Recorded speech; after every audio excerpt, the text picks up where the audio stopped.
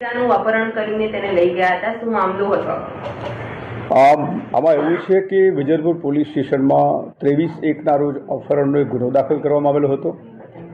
આમાં હકીકત એવી છે કે જે ફરિયાદીની સગીરભાઈની દીકરી છે એનું અપહરણ થયું હતું તે બાબતની ફરિયાદ હતી ને વિજયપુર પોલીસે આ બાબતે તપાસ કરતા એવી હકીકત ખુલેલી છે કે ફ્રી ફાયર કરીને એક ગેમ આવે છે. એ ગેમ મારફતે જે આરોપી છે પશ્ચિમ બંગાળનો છે એની સાથે સગીર છે એ સંપર્કમાં આવેલી. છેલ્લા 1.5 વર્ષથી એમની સાથે સંપર્કમાં હતા.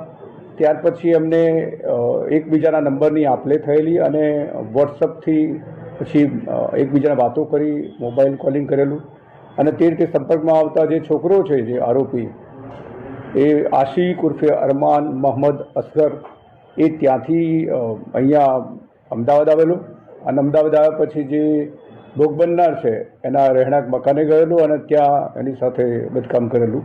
આ બાબતની ફરિયાદ આધારે પોલીસે તપાસ શરૂ કરેલી. 23 તારીખે ગયા પછી પોલીસે એના જે ટેકનિકલ એનાલિસિસ કરેલું અને એના સંશોધનો મારફતે વિજયપુર પોલીસે તપાસ કરતાં આ જે આરોપી અને ભોગ બનનાર બંને અમદાવાદ કાલુપુર રેલવે સ્ટેશનથી કવિ ગુરુ એક્સપ્રેસ છે એની અંદર પશ્ચિમ બંગાળ જવાના હતા અને એના સોર્સના કારણે એમને માહિતી મળી તો એમણે જે ખડગપુર રેલવે સ્ટેશન પોલીસ છે એના અહીંથી જાણ કરતાં ખડગપુર રેલવે પોલીસે બંનેને ત્યાં પકડી લીધા. ત્યાર પછી એક વિજયપુર પોલીસ સ્ટેશનથી એક PSI અને એક ટીમ આખી ગયેલી અને ત્યાંથી લાવેલા અને આ કામે ધોરણસરની કાર્યવાહી કરેલી.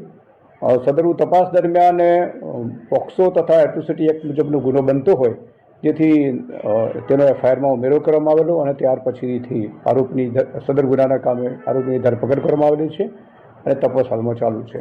ખાસ તો ગેમ દ્વારા છોકરી કેટલા સમય પહેલા સંપર્કમાં આવી, એ લોકો પહેલા ક્યારેક મળ્યા હતા, કેવી રીતના એ લોકોનો સંબંધ આગળ વધ્યો? મેં આપને જણાવ્યું પ્રમાણે છેલ્લા 1.5 વર્ષથી આ ગેમથી કોન્ટેક્ટમાં આવેલામાં શરૂઆતમાં ગેમની અંદર ID હોય ને હાય હલોથી શરૂઆત થયેલી. ત્યાર પછી એની અંદર વાતચીત કર્યા પછી મોબાઈલ નંબરની આપ-લે થયેલી અને ત્યાર પછી વોટ્સએપથી એકબીજાના સંપર્કમાં હતા. તે રીતે છેલ્લા 1.5 વર્ષથી સંપર્કમાં હતા અને છેલ્લે જે છોકરો આવેલો એ 23 તારીખે ગયા એના આગળના દિવસે આવેલો હતો અને ત્યાર પછી એ બંને એને લલચાવી ફોસલાવી છોકરીને અને અહીંથી બંને નીકળી ગયેલા હતા. હા, બીજી વખતે છે. આના પહેલાં પણ એ છોકરો અહીંયા આ જ રીતે સંપર્ક કરીને આવેલો હતો અને પછી ગયેલો હતો. આ સેકન્ડ ટાઈમ છે કે આવેલો છે. આરોપીનું બેકગ્રાઉન્ડ શું છે, ત્યાં શું કરે છે? આ જે આરોપી છે એ ત્યાં પશ્ચિમ બંગાળમાં સફાઈ કામ કરે છે, એટલે મજૂરી કામ કરે છે અને એ રીતે જીવન જીવે છે.